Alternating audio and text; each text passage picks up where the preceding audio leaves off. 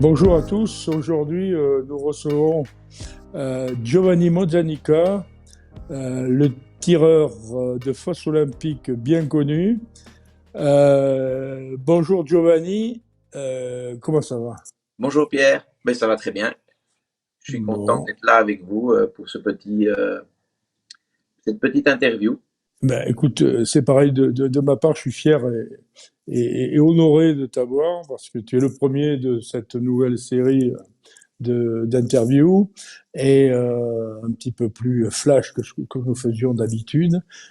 Et c'est vraiment un honneur de te recevoir. Voilà. Merci. Euh, Giovanni, on va commencer par le commencement. Ça fait combien de temps que tu tires à la fosse olympique, hein, parce que tu es Alors, un spécialiste. je vais dire que j'ai commencé très jeune, mais j'ai arrêté très jeune, dans le sens où Mhm. mon père était chasseur-tireur, donc j'allais au tir au clé avec lui quand j'avais entre 9 et 12 ans, et j'ai tiré même à l'époque un championnat d'Europe en Belgique, à Fosse-la-Ville, dans lequel je pense j'avais terminé deuxième ou troisième junior, avant d'arrêter le tir au clé à l'âge de 15 ans, 16 ans. Et j'ai D'accord. repris le tir au clé en 98 et j'ai commencé par de la fosse universelle à l'époque et je suis revenu vers la fosse olympique en 2015, enfin un peu avant pour les entraînements et me réaccoutumer à la discipline. Et j'ai commencé à tirer avec l'équipe nationale belge en 2015 au championnat d'Europe à Maribor. Ce fut ma première compétition. D'accord. J'allais te dire quel avait été l'élément déclencheur de ton début dans le C'est tir à bon, la fosse olympique. C'est le papa, comme souvent d'ailleurs, parce que tout à quand fait. le papa, je sais pas, Oui, tout à la fait, famille, tout à fait. voilà. Ok. Et tu avais arrêté à 15 ans? Pardon? Peut-être pour. Je dis tu avais arrêté à 15 ans, peut-être aussi parce que Parce tu que voulais mon faire papa avait d'autres sports, arrêté. non? Ton père Non, avait parce que arrêté, mon oui. père avait arrêté. Donc, bon, forcément, à cet âge-là, les Oui, moyens bien sûr. et la suite font que les études aussi et les autres Bien sûr. sports, comme tu dis, font Je crois que, qu'on. que tu es toujours, parce que tu joues toujours, et que tu as été un joueur de tennis Oui, de très très bon niveau, je crois. oui, oui, j'avais un bon classement de tennis, un bon classement de squash. Maintenant, j'ai commencé le paddle il y a 6 mois. Donc, voilà, Ouais. je garde quand même, malgré tout, encore une activité physique qui est nécessaire pour le tir au clé, pour essayer de se maintenir en forme, avoir du souffle et ne pas être épuisé au beau milieu d'une planche. Garder une bonne forme physique, mais également peut-être que tous ces sports de raquettes ou qui associent évidemment de la mobilité, de la rotation, pas mal de choses, et une vision parfaite, parce que si je ne m'abuse, parce qu'ayant été moi-même, je pense, un très bon joueur de tennis, mais il faut avoir de l'imagination pour l'imaginer, ça demande quand même d'avoir toujours sa vision sur la balle de tennis, Tout à par fait, oui, exemple, oui. pratiquement jusqu'à ce qu'elle touche la raquette et qu'on. Donc je pense que c'est un bon entraînement pour le tir. Qu'est-ce Tout que à tu en fait, tu penses? as entièrement raison. La Ouais. partie visuelle de la balle et suivi de la balle et contact avec la raquette font que, je pense, hein, je ne suis pas un Non, non, spécialiste non, c'est en sûr. psychomotricité, mais ça doit être quelque chose qui est bon pour le tir au clé également. D'ailleurs, on voit fréquemment des tireurs internationaux pendant les compétitions, enfin avant de tirer, de jouer avec des balles, de jongler avec des balles, de se les lancer, de les capter avec les yeux, avec les mains, de façon à éveiller le stimulus visuel également pour le tir au clé. Quoi. Hein, tu as repris en 98, 98, et pour les Français, c'est plutôt Oui, 98. pardon. Non, non.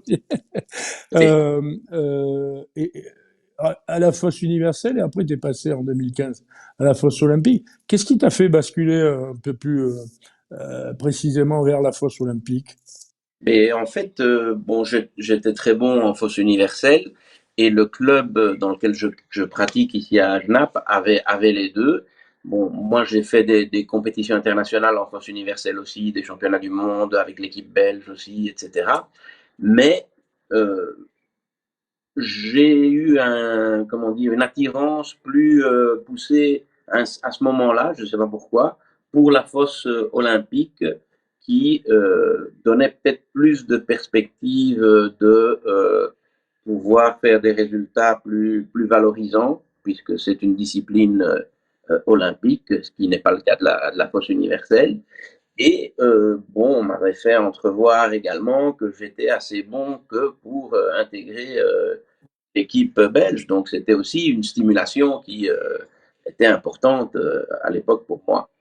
Malgré que pour y arriver, j'avais quand même une barrière à dépasser qui était la nationalité, puisque je n'avais pas la nationalité belge à l'époque et qu'il la fallait pour entrer en équipe. Et ça m'a pris, je crois, 2 ans de l'avoir depuis 2013. C'est pour ça que j'ai commencé en 2015. J'aurais pu commencer avant, puisque j'étais déjà sélectionné avant, mais bon, ça a fait que ça n'a pu démarrer qu'à ce moment-là. Donc, ça ne fait en fait que c'est ma 7e année de tir en fosse olympique à ce niveau-là, quoi.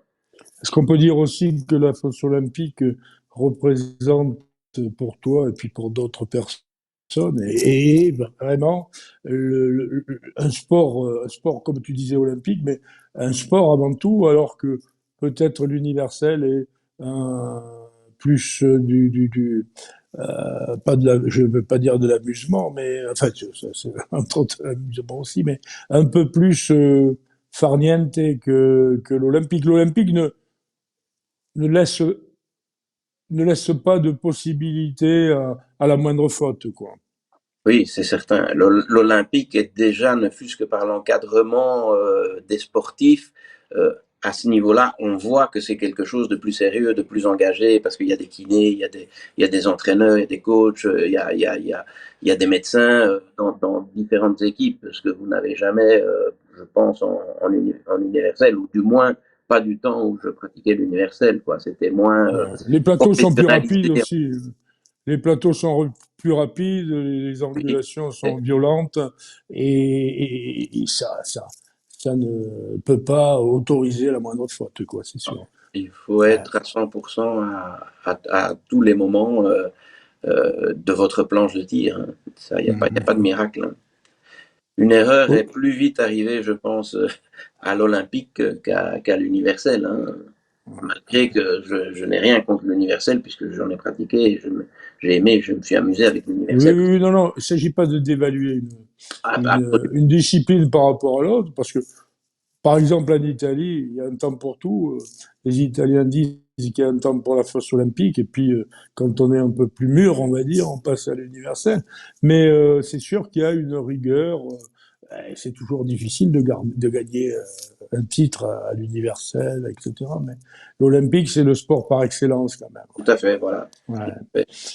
Et aujourd'hui, tu es une véritable figure du tir belge, parce que je viens d'apprendre que tu étais naturalisé depuis 2015, il n'y a pas longtemps, mais dans la vision que les gens ont de ta personnalité et de ton rayonnement dans ton pays, tu es vraiment, on va dire, moi, quand je vais en compétition internationale, j'ai l'impression que tu es un petit peu le papa de tous les tireurs. C'est pas rien à voir avec l'âge ou quoi que ce soit, mais enfin, tu es un peu, on va dire, le dénominateur commun entre différentes tendances qu'il y a malheureusement en Belgique, j'ai l'impression. Ben oui, moi j'essaye toujours d'être le meilleur trait d'union possible entre tous les petits soucis, peut-être linguistiques ou politiques, de fédération, de personnes qui peuvent avoir lieu, comme dans tous les sports d'ailleurs. Et je pense que je suis aussi, internationalement parlant, un bon trait d'union avec d'autres fédérations, avec plein de tireurs de différentes nationalités avec qui je m'entends très bien et que je côtoie régulièrement et qui me traitent vraiment, je dirais, d'une façon amicale et égale. ce qui n'est pas le cas de tout le monde, parce que bon, dans ce monde-là, on est quand même assez renfermé dans son cocon pour sa concentration, sa protection, etc. Mais ça, moi, je suis très, très content d'avoir les rapports que j'ai avec tous les tireurs ISSF que je connais. Je pense que je les connais pratiquement tous et je Tu les les connais, pratiquement tu les tous. connais tous et ils te connaissent tous C'était des aujourd'hui. Titoff ou je sais pas, Fernandez, n'importe qui, Mauro De Filippi, je veux dire, c'est des gens avec qui je parle régulièrement et je blague régulièrement et je tire régulièrement aussi, puisque souvent on est sur les mêmes planches. Hein. Ah, puisqu'on est sur le thème là, du tir international, si je te demandais là aujourd'hui, là tout de suite, ton meilleur souvenir, c'est dans le tir, c'est quoi? Au niveau international, tu veux dire, ou Je veux dire, non, je veux dire ton meilleur souvenir. Tu sais, moi, je crois que la beauté des choses et le plaisir qu'on en prend oui. sont pas forcément directement reliés à l'internationalité ou l'universalité des choses. Tu peux me dire que tu as gagné un jambon au Grand Prix de je sais plus où en Belgique. Ça pourrait être le cas. Non, vraiment. Qu'est-ce qui te vient si je te dis meilleur souvenir Baltrap? Qu'est-ce qui te vient de suite à la Écoute, tête, quoi? j'en aurais deux ou trois que je placerais à égalité, en commençant par le premier 25 que j'ai fait en fosse olympique. Je pense que je devais avoir 10, 11 ans ou 12 ans. Donc ça, c'était un souvenir merveilleux parce que bon, le 25, c'est la chose à laquelle tout le monde aspire dans ce sport, puisque c'est le score parfait. Donc voilà, ça c'est Mhm. un de mes Et premiers. tu l'as fait où? Je l'ai fait en Belgique, celui-là, puisqu'à l'époque, j'avais 12 ans, je crois, ou quelque chose comme ça. Ah, Donc, carrément, oui, c'était. j'irais en Belgique exclusivement à l'époque. Ouais. Enfin, j'allais à l'étranger, mais pour voir mon père tirer. À Fosse-la-Ville? Non, c'était dans un petit club de patelin à Overijse, qui avait une seule fosse, mais une fosse olympique. D'accord. Et c'est là qu'on tirait à l'époque, où mon père allait souvent s'entraîner. Donc, voilà. Puis mon deuxième meilleur souvenir, je dirais, sont les mobilettes que je gagnais à 14 ans ou à 15 ans en tirant aux clés. Et donc Eh, chaque année, je tu vois, hein. faisais le même tir pour gagner cette mobilette qui était démolie de l'année précédente C'est et marrant, pour ça. pouvoir la Ouais, ouais. remplacer. Et ensuite, je pense que le troisième meilleur souvenir que j'ai dans le tir, c'est le premier 118 que j'ai fait en fosse olympique en équipe, donc en ISSF. Ouais. C'était au championnat d'Europe d'Autriche à Lebersdorf Mhm. Très il y a beau stand, ouais. 4-5 ans, et qui était le score qualificatif à l'époque pour pouvoir continuer à tirer en équipe belge. Donc D'accord. Ouais. c'était, si tu veux, un score qui était très bon à l'époque, puisque Oui, oui, bien sûr. c'est pas un mauvais score, et qui me permettait de continuer à tirer en équipe, score que j'ai répété Mhm. quelques fois. Et voilà, ça, je crois que c'est mes meilleurs souvenirs de tir, hein, je dirais. Après, des souvenirs de relations humaines dans le tir, Oui, oui, oui. de belles amitiés, j'en ai à Mais l'appel. il faudrait qu'on fasse 20 heures d'interview, et c'est trop, trop long. Alors, je vais être méchant maintenant. Alors, quand je te parle de pire souvenir, hein, on parle de sport. Hein, il y a des choses plus graves que le sport. Mais est-ce qu'il y a un truc vraiment que, je sais pas, enfin, que tu as encore en travers de la gorge, que peut-être quelque chose que Oui, tu aurais pu gagner, que tu n'as pas gagné pour peu de choses. Je ne sais rien, mais est-ce que tu as ben, un disons que souvenir un peu plus triste, quoi? Enfin, pour plus. moi, le passé, c'est le passé. En général, je le Oui, laisse oui, derrière, mais il est évident qu'en tant que tireur, on ne peut pas être tout le temps au top. Donc, on a bien des sûr. très beaux souvenirs, mais c'est sûr qu'on a des mauvais souvenirs. Et moi, je crois que j'ai deux très mauvais souvenirs qui sont une Coupe du Monde euh, où j'avais très mal tiré et enfin, qui est celle de cette année, notamment à Chypre, hein, parce que Mhm. les conditions étaient vraiment Atroce, ouais. atroces. Froid, le vent, enfin, c'était Ça, atroce. Ouais. c'est le plus récent mauvais souvenir.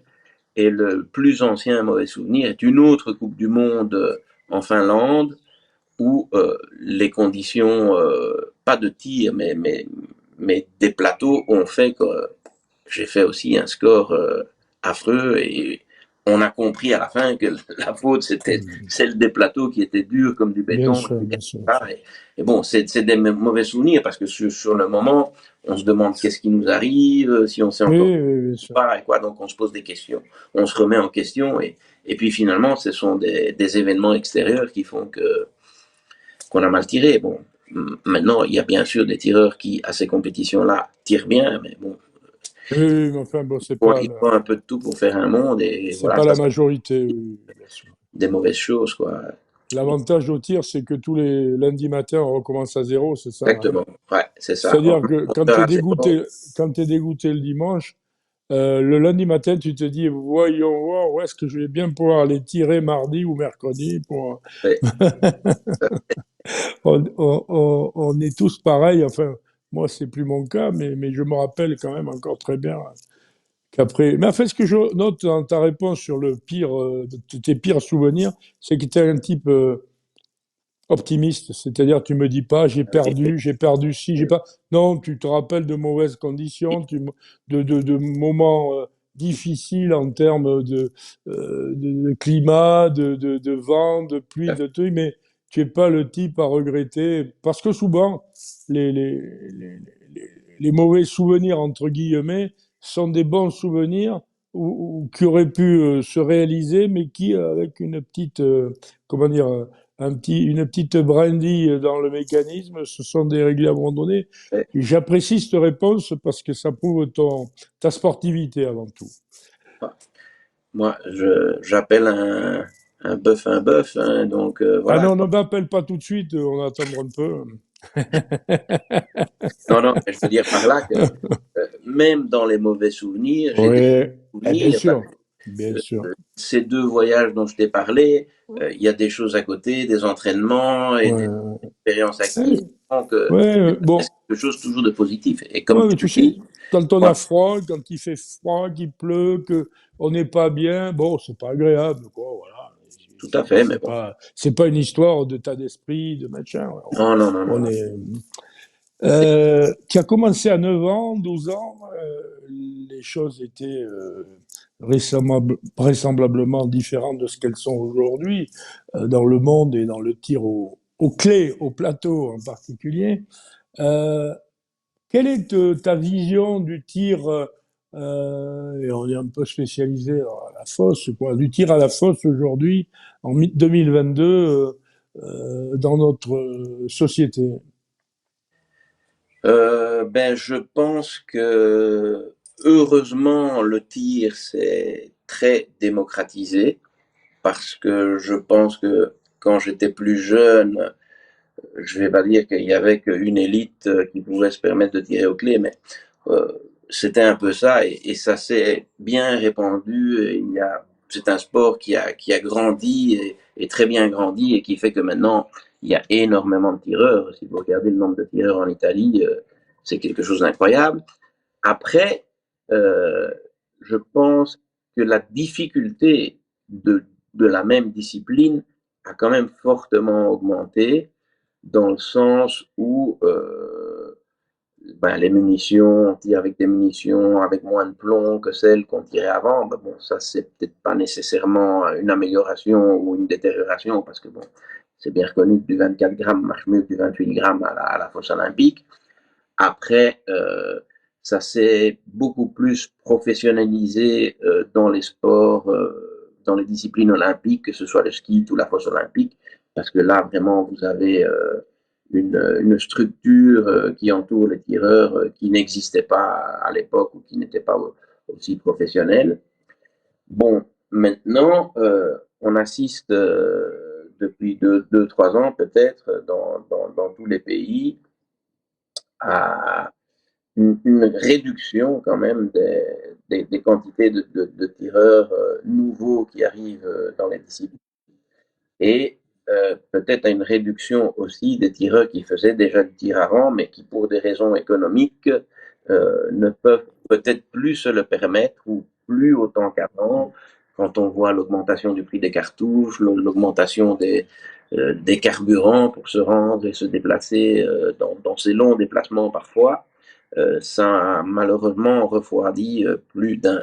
Sans compter toutes les normatives gouvernementales de bruit, de pollution et de tout qui font que, et là je parle particulièrement pour la Belgique, que beaucoup de clubs ont été fermés.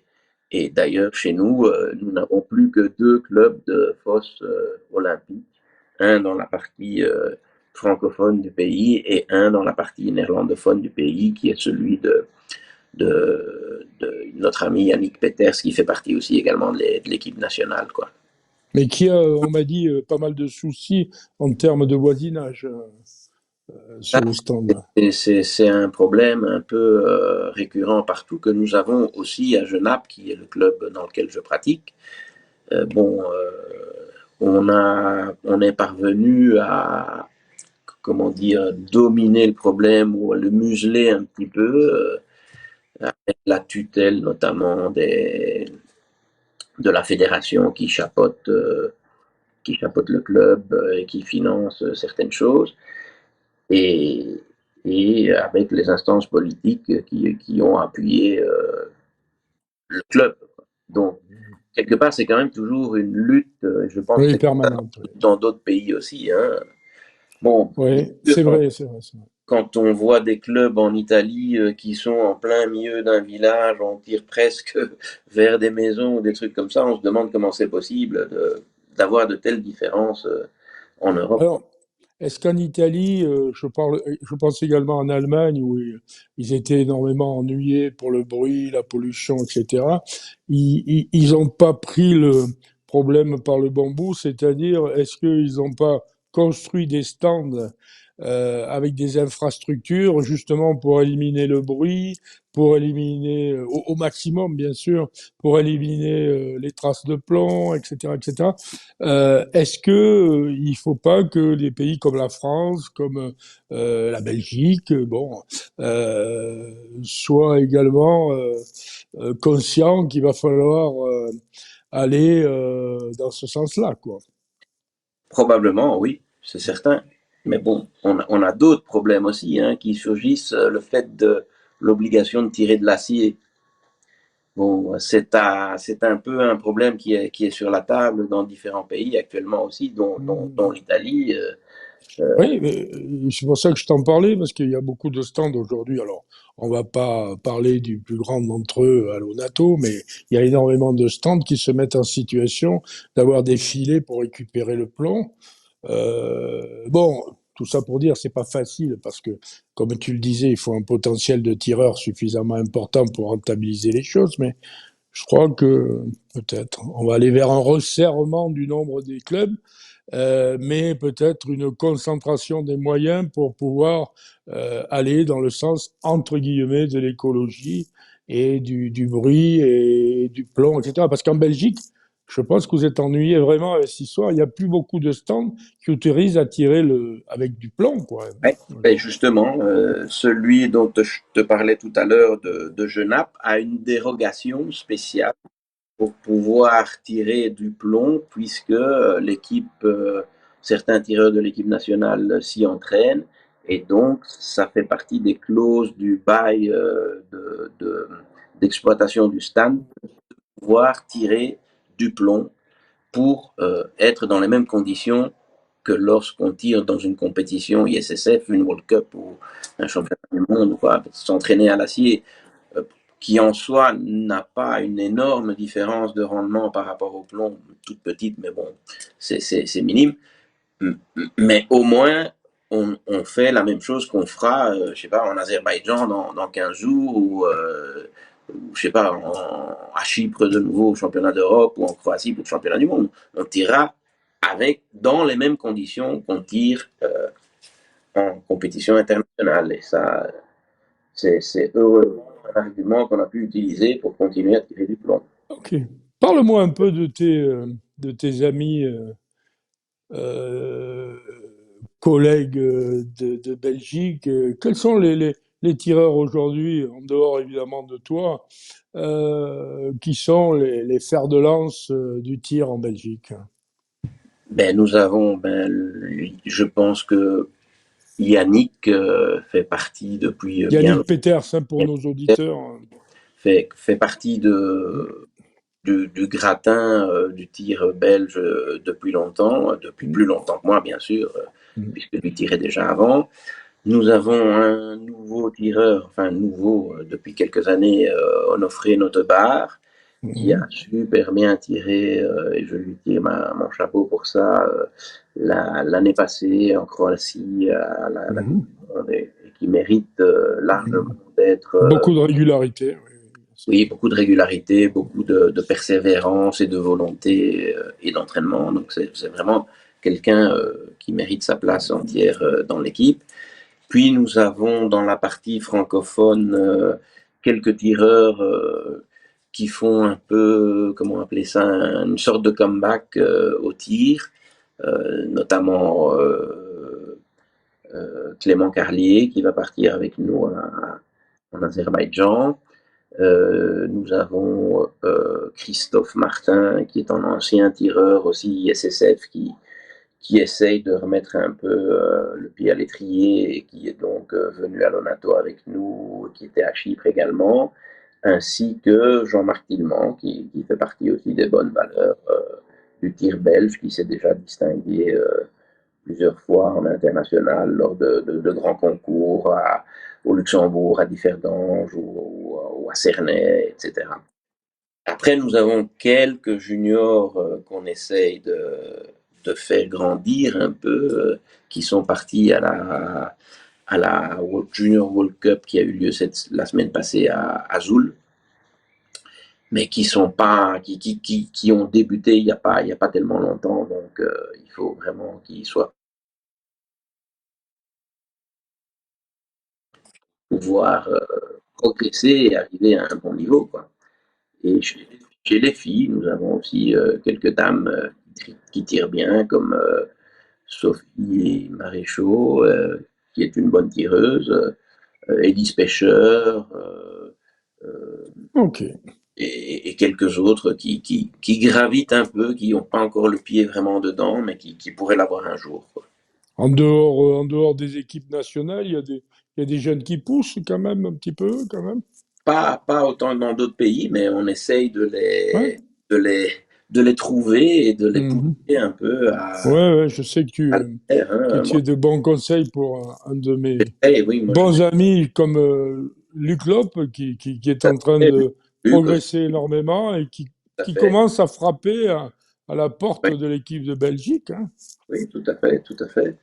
C'est tout le mal qu'on lui souhaite d'ailleurs, hein, Ok. c'est d'y arriver à passer la porte, hein. Mais bon, malheureusement, malheureusement, Mhm.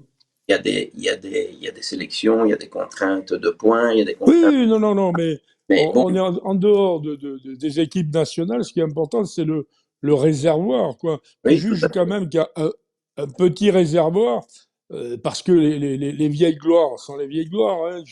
J'ai bien compris que le présent est important, mais le futur l'est aussi, parce que si après ces comebacks, il n'y a pas de jeunes pour pouvoir je pensais également aussi à un jeune, il va m'en vouloir beaucoup parce que je me rappelle pas, mais tu vas me dire de suite, et qui est le fils du président de Genappe, euh,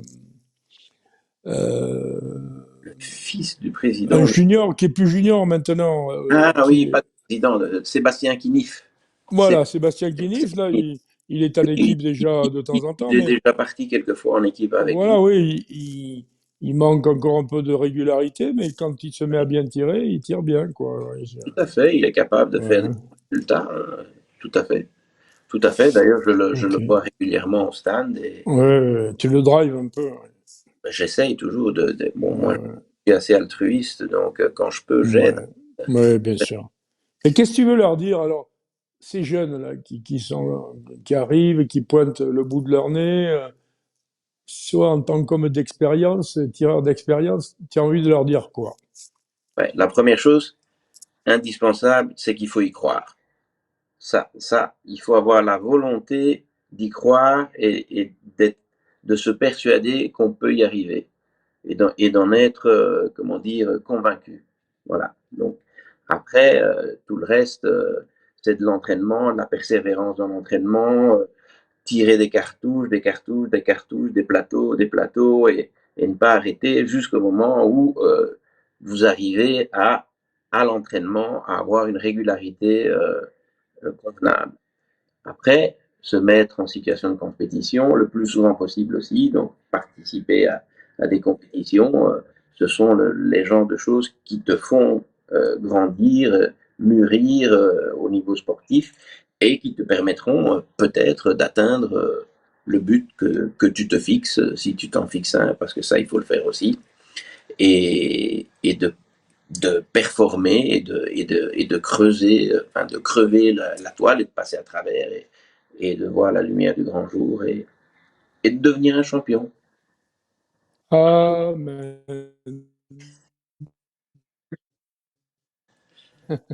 Non, est-ce qu'on pourrait pas dire aussi qu'il faut qu'ils comprennent, pas seulement les jeunes d'ailleurs, même les vieux, les plus vieux et les vétérans, les machins, que le tir, c'est l'école de la modestie.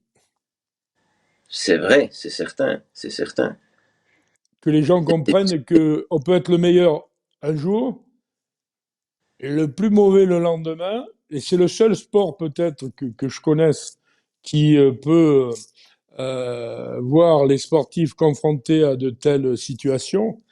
Mais que c'est pas pour autant qu'il faut se prendre pour le champion du monde ou pour le plus mauvais des mauvais, quoi. Tout à fait, parce que, comme on dit, on retombe très vite d'en haut, hein, et c'est très difficile d'arriver en haut, mais c'est très Mm. facile de retomber.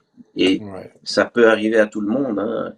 Les deux, hein, les deux sens peuvent arriver à tout le monde, hein, de grimper ou de Savoir, descendre, hein. savoir gagner, c'est facile. Apprendre à perdre, et je pense que c'est avant tout les clés du succès, c'est d'apprendre à perdre. C'est Mais bizarre ce que je te dis, mais non, mais tu as raison, parce que ce qu'il faut se dire aussi, c'est qu'il faut apprendre de ses erreurs. Et ça, c'est apprendre à perdre. Donc, trouver le positif dans tes erreurs. Toi, tu as fait les erreurs, qu'est-ce qui s'est passé, qu'est-ce qui n'a pas été, qu'est-ce que tu peux faire pour ne plus faire les mêmes erreurs. Donc, une erreur, c'est pas que du négatif, ça peut être du constructif aussi. C'est ce qu'il faut se dire. Et ça, c'est le message le plus grand que je passerai pour les jeunes, c'est d'apprendre de ses erreurs et, comme tu le dis très, très justement, de rester modeste. humble. Quels sont tes futurs challenges sportifs et synergétiques? Bon, cette année, bon, il y a encore pas mal de compétitions, notamment maintenant dans 10 jours, on part pour une World Cup en Azerbaïdjan. On espère tous faire des bons résultats. Bon, ça, tu me diras, on espère ça à chaque compétition. Nous avons encore une World Cup en Corée du Sud où on va peut-être aller. C'est en discussion parce que bon, la Corée c'est un pays lointain, mais bon, soit. Il reste encore le championnat d'Europe et le championnat. Ça, c'est au niveau des compétitions internationales qui sont encore dans le calendrier de cette année. Après, dans les compétitions internationales, il en reste encore plein auxquels on est déjà inscrit, notamment le Lion d'Or à Differdange, les Grands Prix de Bad Neuenaar, le Grand Prix de la ville de Cernay au mois d'août, la semaine de tir. Bon, je pourrais t'en citer. D'accord. Est-ce que, bon, je sais que tu es un garçon modeste et c'est pour ça que je t'aime beaucoup aussi, mais est-ce qu'on peut te dire qu'on, alors, je suis pas en train de te dire ta fin de carrière sportive, mais ton futur dernier grand challenge à la fosse olympique, ça pourrait être représenté par les Jeux olympiques de Paris, de se sélectionner. Euh, Écoute, pour être honnête, je ne sais pas si j'arriverai jusque-là, dans le sens où, je veux dire, je fais partie des plus vieux tireurs du circuit, mais bon, Oui, mais c'est pas bon, là. 24, L'habit fait pas le étant moine, donné comme on dit. le niveau que tu as aujourd'hui et tes possibilités, 2024, c'est pas si loin que ça, on est en 2022. Je Ouais, dis c'est sûr. bien, bon, je vais pas te parler de Jeux Olympiques. On a parlé tout à l'heure de Jeux Olympiques. Si tu es à la fosse olympique, c'est avant tout parce que c'est un sport olympique. Bon, avec tout ce que ça représente. Donc, je présume que En tout cas, ce serait le Graal. et Ce serait le Graal de pouvoir y participer, ne fût-ce qu'y voilà, voilà. participer, C'est ton si dernier, dire, 4 ans de plus. Je voilà. pense que, voilà. Hein. Parce que Oh, là, moi, c'est sûr. sans vouloir te flatter, je te vois tirer régulièrement de moins en moins à cause de ma santé, mais je vois en toi toujours les qualités de tireur intrinsèque qui font que le jour où ce que j'appelle le fusil enchanté, tu peux gagner n'importe quelle compétition. Et donc, forcément, je me dis que Paris, la Belgique est pas si loin que ça pourrait être un beau challenge, quoi. Voilà. Ben, je suis Oui, tout à peut-être, fait. Tout à fait. mais je sais que dans ta petite, dans ta carrière et dans tes prévisions, je crois que tu dois avoir, même si tu veux pas l'avouer, ça dans tes objectifs. Et puis, tu Bien sais sûr, comme c'est, hein, bien sûr. quand on est aux Jeux Olympiques, c'est souvent plus facile de gagner des Jeux Olympiques qu'un championnat du monde où il y a beaucoup Il y a de moins de monde. sûr. Que là, bon, alors, je dis pas que c'est Oui, oui, c'est sûr. facile non plus, mais C'est bon, allez, gentil. on va dire qu'on va tout un petit peu de ma société, de mes produits. Tu es Oui, un des historiques de la société de la team Shoot-Off Monde. Tu es sûrement merci à toi. je dis un de mes plus beaux et grands ambassadeurs à travers le monde, parce que je voudrais pas en vexer d'autres qui sont aussi mes Oui, il y en a amis d'autres. et qui font, voilà. Hein. Mais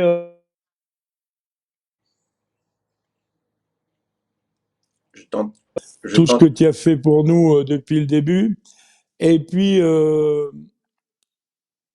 et puis surtout, te demander, voilà, tu tires aujourd'hui avec nos lunettes Next-Gen magnétiques, tu tires avec notre crosse, tu as tiré longtemps avec la crosse Puma, maintenant avec la crosse Smart. Smart. Est-ce Oui. que, s'il y en a, est-ce que tu pourrais me dire en 3 mots les avantages que tu retires de l'utilisation de ces produits et éventuellement si le côté famille shoot-off avec notre implication au quotidien à ce que nos tireurs ne se sentent pas seuls, you will never shoot alone, est quelque chose d'important pour toi. Ben, je vais commencer par ton dernier point qui effectivement est super important dans le sens où le principe de famille est quelque chose d'impayable, je vais dire, et quelque chose qui vient naturellement avec toi, avec les autres tireurs, quand on se croise, quand on se voit en international ou en national avec d'autres tireurs shoot-off. Ben voilà, c'est un signe de reconnaissance, le t-shirt, la crosse, les lunettes, tout ça, c'est déjà un signe familial, je vais dire. Après, les produits en soi, bon, moi, je prêche pour ta chapelle les yeux fermés parce que j'ai depuis maintenant, ça doit faire, je crois qu'on a commencé ensemble la Green Cup, ça devait être en 2017 ou quelque chose comme ça, 16 avec ou 17, oui, je sais plus. 16 ou 17. On a Mhm. commencé notre collaboration et notre amitié, parce que c'est devenu une Mhm. amitié, on va le dire comme Bien ça. sûr, avant tout. Tu fais partie de la famille comme peut-être moi je fais partie de la Tu tienne. fais partie de la mienne. Voilà. Et donc, depuis ce temps-là, moi, je n'ai cessé d'évoluer euh, dans la qualité de mes résultats, de par certainement la qualité de tes crosses, hein, parce que franchement, moi, je le dis ouvertement et, et franchement, euh, tirer avec une crosse en bois, pour moi, c'est plus difficile que de tirer avec les crosses que nous avons maintenant, surtout la Smart, la dernière. Parce que avec une crosse en bois, je n'ai pas le confort que j'ai avec une crosse shoot-off qui, au niveau du recul, est magnifique et surtout qui me donne pas des claques dans la figure comme j'en ai prise pendant des années avec les crosses en bois. Donc ça, franchement, j'en ai encore réglé une l'autre jour à un copain qui vient d'acheter une Smart à Genappe. Et franchement, il m'a dit exactement ce que je viens de te dire avec les mêmes mots. Il m'a dit, mince, c'est la première fois que je tire avec une crosse. Non, je me trompe, c'est pas ça qu'il a dit. Il a dit, j'ai déjà tiré avec une crosse réglable dans le temps, je vais pas citer la marque, et c'était une catastrophe. Ici, avec la Smart, il dit, j'ai jamais eu un confort de tir aussi élevé que maintenant. Et ça, le premier jour qu'il tire avec, au premier jour qu'il a tiré avec. Donc, euh, c'est une évidence qu'on ne peut pas réfuter. Oh, ok, Giovanni. Au niveau. Giovanni, on va. Oui, pardon. Non, On donc, arrive. je voulais encore juste faire un compliment sur les lunettes Next Gen parce que franchement, quand tu tires dans des compétitions à haut niveau et que la variabilité du temps est ce qu'elle est, enfin, ou de la luminosité, ou de l'ensoleillement, ou de l'ombrage, c'est vraiment un confort impayable de pouvoir changer de masque sur la planche en 2 secondes. Donc, rien que ça, pour moi, ça les rend les meilleurs du monde. Après, la qualité Des visuelle vernilons, des vernilons. Ouais. et la quantité de verre et de coloris disponibles, la Possibilité. légèreté de la monture, pour moi, j'en ai eu beaucoup. Je ne vais pas citer les marques, mais toutes les marques connues, je les ai eues aussi, parce que tu me connais. Mhm. Je ne changerai plus jamais de ma vie tant que je tire. Oh, Ni de ok, crosse, ni de lunettes. c'est gentil, Giovanni.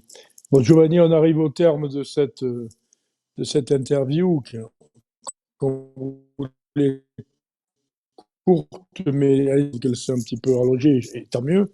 Euh, Qu'est-ce que tu voudrais me dire en conclusion? Ben, en conclusion, que je suis fier de faire partie de la famille Choutoff et que pour rien au monde, je ne changerai. Et tant que je tirerai, je voudrais faire part de cette famille, même le jour où je ne tirerai plus en international. Ce sera D'accord.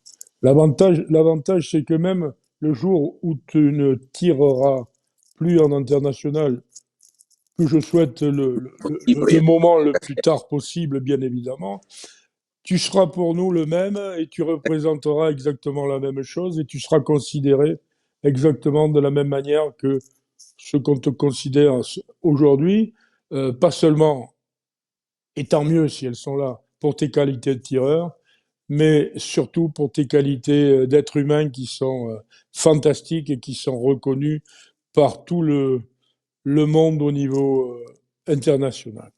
Ouais, c'est très Voilà. gentil. Bon, j'espère que ça se voit pas sur l'image, que je rougis comme ça de tous ces compliments. Non, mais je sais aussi que les moustiques, je crois que c'est des Ah oui, moustiques, oui, oui, ils oui. t'ont piqué en Italie pour notre Grand Prix Shoot-Off, que tu as eu la gentillesse, auquel tu as eu la gentillesse de participer, mais je sais que tu as eu une drôle de réaction et ça a l'air d'aller mieux quand Oui, même. oui, ça va mieux. Euh, Ça se voit Tant moins. mieux.